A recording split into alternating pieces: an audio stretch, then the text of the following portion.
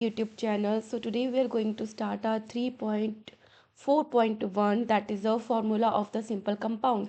तो अभी तक हमने पढ़ लिया था कि क्या उसके सिंबल्स होते हैं, क्या आयंस होते हैं, राइट। अब कोई भी कंपाउंड है उसका फॉर्मूला क्या बनता है। जैसे वाटर है तो वाटर का H2O कैसे बना, तो ये बनाना हम सीखेंगे। ये बहुत बहुत बहुत ही इजी है, ठीक है। So for the simplest compound से स्टार्ट करते हैं। सिंपलेस्ट किससे बनते हैं, which are made up of the two different elements are called the binary compounds. Bi मतलब टू, तो ऐसे कंपाउंड्स जो दो तरीके के डिफरेंट एलिमेंट से मिलके बनते हैं, जैसे वाटर है हाइड्रोजन और ऑक्सीजन से मिलके बनता है, तो वो क्या हो गया, बाइनरी कंपाउंड हो गया। Valencies of some ions are given in table, आप ऊपर देखोगे 3.6 में, तो कुछ आपको आयंस की वैलेंसीज गिवन है।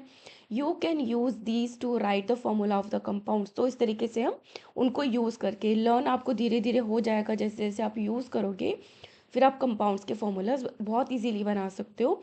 While writing the chemical formula for the compounds we write the constituents एनिमल and their valencies as shown below.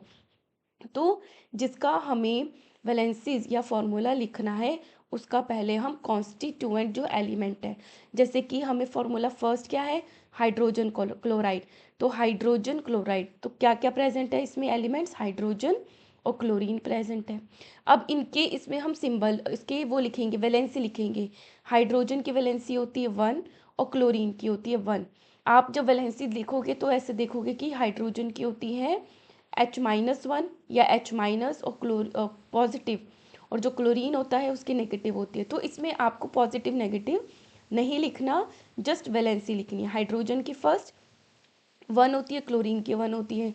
फिर क्या करना है, just we must cross over the valencies, cross over 1 को इधर भेज दिया और इस हाइड्रोजन के 1 को इधर भेज दिया, तो हाइड्रोजन 1 आ गया, क्लोरीन भी 1 आ गया। तो हाइड्रोजन क्लोराइड का क्या फॉर्मूला बन गया, HCl। तो very simple, the formula of the compound would be HCl। एक और प्रैक्टिस करते हैं हाइड्रोजन सल्फाइड की और वाटर की। अब यहाँ पे वाटर में क्या होता है, एलिमेंट होता है हाइड्रोजन और ऑक्सीजन। हाइड्रोजन की वैलेंसी होती है 1, ऑक्सीजन की होती है 2। इनको क्रॉस कर देंगे, इसको इधर ले जाएंगे, तो हाइड्रोजन की कितने हो गए 2, 2 इधर ले गए और ऑक्सीजन हो गया 1, ठीक है। तो इसी तरीके से करना है। एक्सक्यूज मी, मेरी तबीयत कुछ ठीक नहीं है, बट वीडियो पेंडिंग थी तो मैंने सोचा मैं बना लेती हूँ। अब आता है हाइड्रोजन सल्फाइड। तो हाइड्रोजन सल्फाइड में क्या आता है, हाइड्रोजन आता है और सल्फर आता है एलिमेंट। हाइड्रोजन की वैलेंसी होती है 1 और सल्फर की होती है 2। तो इसी को अगेन हम क्रॉस कर देंगे, बहुत ही सिंपल। हाइड्रोजन हो गए 2 और सल्फर हो गया 1, तो ये फॉर्मूला किसका बन गया, हाइड्रोजन सल्फाइड का। तो बहुत ही सिंपल है, जस्ट आप ऊपर के जो टेबल है उसमें से देख के आप वैलेंसीज लिखोगे और बना दोगे। नाउ कार्बन टेट्राक्लोराइड का फॉर्मूला, कार्बन का होता है वैलेंसी 4, क्लोरीन की होती है 1, क्रॉस ओवर किया, सी तो आ गया 1 और Cl आ गया 4। अब इसका क्या मतलब है कि ये ऐसे ऐसे हमने ऐसे क्रॉस ओवर क्यों कर दिया।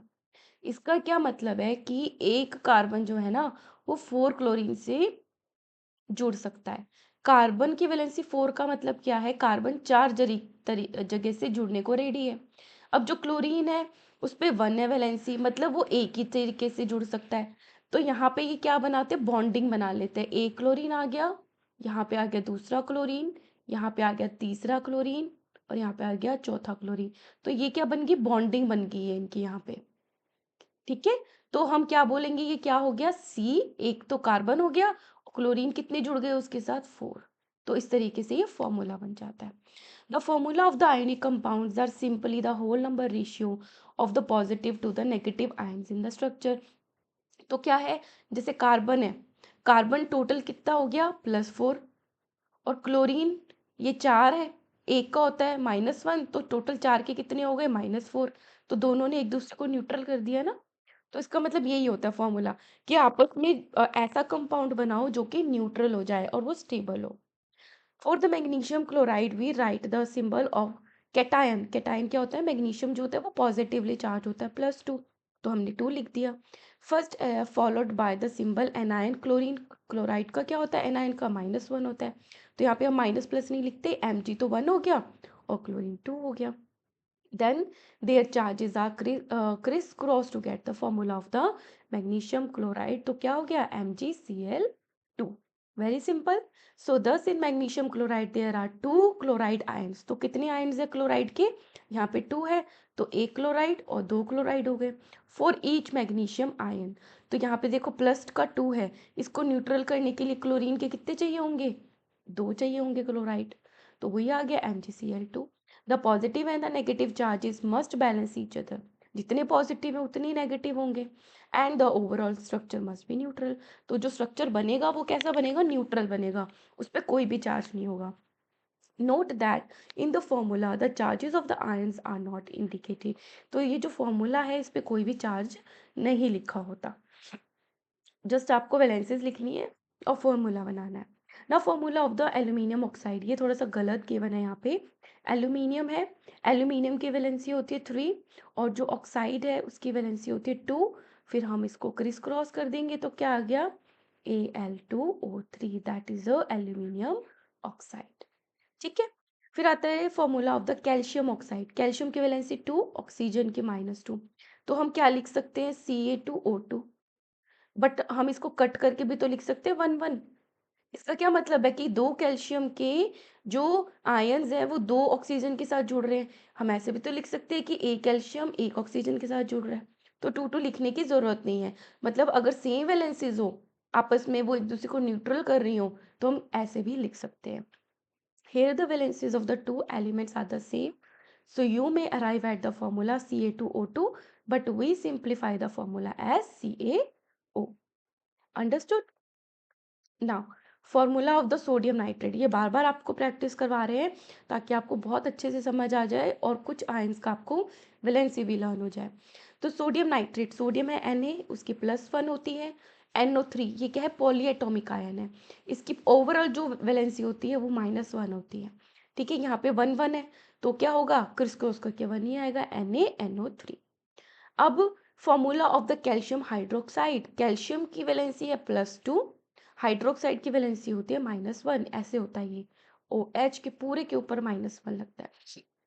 तो क्रिस क्रॉस किया, कैल्शियम के पास तो 1 चला गया और OH के पास 2 आ गया. अब ऐसे नहीं लिखना है Ca तो 1 है, OH 2 नहीं, क्योंकि ये तो सिर्फ हाइड्रोजन 2 हो गए, बट ये पूरे के ऊपर है ना, तो OH ब्रैकेट में लेके 2 लिखेंगे इस तरीके से. ठीक है. Note that the formula of the calcium hydroxide is Ca bracket में OH पूरे पे आएगा 2 and not CaO on H2. ये गलत है, पूरे पे 2 आएगा. So we use brackets when we have 2 or more of the same ion in the formula. अगर फॉर्मूला में एक से ज़्यादा क्या है, आयंस है, तो ब्रैकेट लगाते हैं. Here the bracket around the OH with the subscript 2. तो OH के नीचे अगर 2 लिखा है, सब्सक्रिप्ट बोलते हैं इसको, वो क्या इंडिकेट करता है, that the two hydroxyl group joint with the one calcium ion, कि OH- और एक OH- कैल्शियम के साथ ज्वाइन कर रहा है, एक कैल्शियम के साथ. In other words there are the two atoms each of the oxygen and hydrogen. और क्या कह सकते हैं कि जैसे CaOH2 है, इट मीन्स कैल्शियम तो 1 है, ऑक्सीजन 2 है और हाइड्रोजन भी 2 प्रेजेंट है इस पूरे में. ठीक है. So in the calcium hydroxide. Now formula of the sodium carbonate NaCO3, sodium का 1 होता है, CO3 का पूरे पे ऐसे होता है CO3 की पावर -2. फिर गया तो Na2 आ गया और CO3 तो 1 ही है, तो हमें कुछ भी लिखने की जरूरत नहीं है. In the above example brackets are not needed if there is only 1 ion present. इसका मतलब ही 1 है. Alright. Now formula of the ammonium sulphate, इन्होंने हर तरीके के एग्जाम्पल से आपको समझा दिया. फॉर्मूला है NH4SO4 अमोनियम सल्फेट. इसकी है NH4 की +1 वैलेंसी पॉलीएटॉमिक आयन की, SO4 की होती है -2. क्रिस क्रॉस किया तो अगेन जब ये 2 इधर जाएगा तो ये पूरे पे आएगा, NH4 ब्रैकेट में, फिर लगाएंगे हम 2, SO4 तो 1 ही है, तो हमें इस तरीके से लगाना है, ब्रैकेट लगाने की जरूरत ही नहीं है. ठीक है. नाउ ये सारे क्वेश्चन एंड आंसर्स हैं. थोड़ा सा मॉलिक्यूलर मास या मोल कंसेप्ट की बात कर लेते हैं. इसमें क्या मतलब है, मॉलिक्यूलर मास आ गया। In the section 3.2.2 we discussed the concept of atomic mass. अब ये बहुत ध्यान से पढ़ना। हमने एटॉमिक मास पढ़ लिया कि हर एक एटम का अपना एक एटॉमिक मास होता है, जिसको हम बोलते हैं unified mass. So this concept can be extended to calculate the molecular mass. जिससे हम मॉलिक्यूल पे भी आगे, जैसे हाइड्रोजन का 1 होता है तो मॉलिक्यूल का कितना हो गया, हम इस तरीके से इसको यूज कर सकते हैं। So the molecular mass of a substance is the sum of the atomic masses of all the atoms in a molecule of the substance. तो मॉलिक्यूलर मास क्या हुआ, जितने इतने इसमें एटम्स है उन सबका अलग अलग, जैसे हाइड्रोजन का 1 है, होते टोटल 2 है, इसमें H2 है, प्लस ऑक्सीजन का 16 होता है, तो 2 1 2 plus 16 is equal to 18 unified mass. तो इस तरीके से हम मॉलिक्यूलर मास को निकाल लेते हैं। It is therefore the relative mass of a molecule expressed in the atomic mass unit. तो इस तरीके से हम यूनिफाइड मास में बताते हैं। Now calculate the relative molecular mass of the water. वही बताया H2O का, भाई आप कैलकुलेट करके बताओ, and calculate the molecular mass of HNO3। तो वाटर का तो हमने निकाल लिया। हाइड्रोजन का एक होता है, एक हाइड्रोजन का एटॉमिक मास होता है 1 यूनिफाइड मास, ऑक्सीजन का 16 unified mass. So the molecular mass of water which contains, water में क्या होता है, 2 एटम्स ऑफ हाइड्रोजन होते हैं एंड 1 एटम ऑफ ऑक्सीजन। तो क्या होगा, 2 एटम तो ये हो गया हाइड्रोजन के, and 1 atom of oxygen is equal to 18 unified mass. Similarly HNO3 का होता है, हाइड्रोजन का तो एक है HNO3, तो हाइड्रोजन का तो 1 हो गया, और प्लस नाइट्रोजन का होता है 14, O3 प्लस 3 इंटू 16, तो क्या हो गया 1 प्लस 14 प्लस 48। जब आप इस सबको ऐड करोगे तो आएगा 63 यूनिफाइड मास। तो इस तरीके से आप हर एक एटम का एटॉमिक मास निकाल के इसको मेजर कर सकते हो, ठीक है। So the formula unit mass of a substance is the sum of the atomic mass of all the atoms in a formula unit of a compound. उस कंपाउंड में जितने जो भी तरीके के एटम्स हैं उन सबका एटॉमिक मास को आप ऐड कर दो, तो उस कंपाउंड का एटॉमिक मास आ गया। Formula unit mass is calculated in the same manner as we calculated the molecular mass. तो ये भी सेम हो गया। The only difference is that we use the word formula unit for those substances whose constituent particles are ion। तो formula unit हम उनके लिए use करते हैं जिसमें कि आयंस प्रेजेंट होते हैं। फॉर एग्जाम्पल सोडियम क्लोराइड, जैसे सोडियम है और क्लोराइड है। सोडियम का एटॉमिक मास, एक ही सोडियम है, इसमें एटॉमिक मास होता है 23, प्लस क्लोरीन एक ही है एटम और इसका एटॉमिक मास होता है 35.5, तो 23 प्लस 35.5 इज इक्वल टू होता है 58.5 यूनिफाइड मास, ठीक है। तो फॉर्मूला यूनिट हम यूज करते हैं किसके लिए, जिसमें आयंस प्रेजेंट होते हैं। Now calculate the formula unit mass of the CaCl2। यहाँ पे Ca+2 आयन है और Cl- वाला हो गया। तो कैल्शियम का एटॉमिक मास क्या होता है, CaCl2, ठीक है। कैल्शियम को होता है 40, प्लस क्लोरीन 2 है, एक का एटॉमिक मास होता है 35.5, तो 40 प्लस 35.5 इंटू 2 होता है 71, 71 प्लस 40 होता है 111 यूनिफाइड मास, ठीक है। तो ये बहुत ही सिंपल है, बहुत ही इजी है।